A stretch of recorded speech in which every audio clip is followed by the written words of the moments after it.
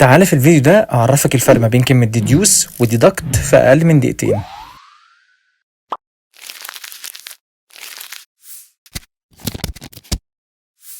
أول كلمة معانا كلمة deduce، وكلمة deduce معناها يخمن أو يستنتج، يخمن أو يستنتج deduce، ومعناها بالإنجلش reach a conclusion about something on the basis of existing evidence.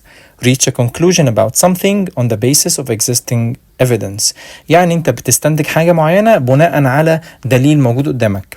والمثال بيقول judging from the tire tracks at the scene of the accident, the police deduced that the driver had been exceeding the speed limit. Judging from the tire tracks at the scene of the accident, the police deduced that the driver had been exceeding the speed limit.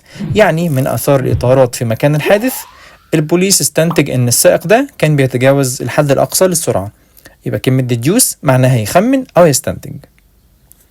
بعد كده تاني كلمة معانا كلمة deduct. deduct، وكلمة deduct معناها يخصم أو يقتطع أو يطرح. يخصم، يقتطع أو يطرح.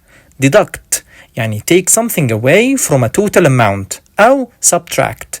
take something away from a total amount أو subtract. والمثال بيقول a small transaction fee will be deducted from the payment into your bank account.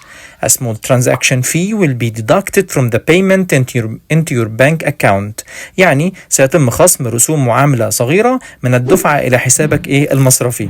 يبقى كلمة deduct معناها يخصم أو يقتطع أو يطرح. يبقى كده كان معانا deduce يخمن، أما deduct يخصم أو يقتطع أو يطرح. طبعا لو عجبك الفيديو ما تنساش تعمل لايك وكومنت وشير، لأن كل الكلام ده بيدعمنا، وكتب لنا تحت في التعليقات أمثلة توضح إن أنت فهمت الكلمتين.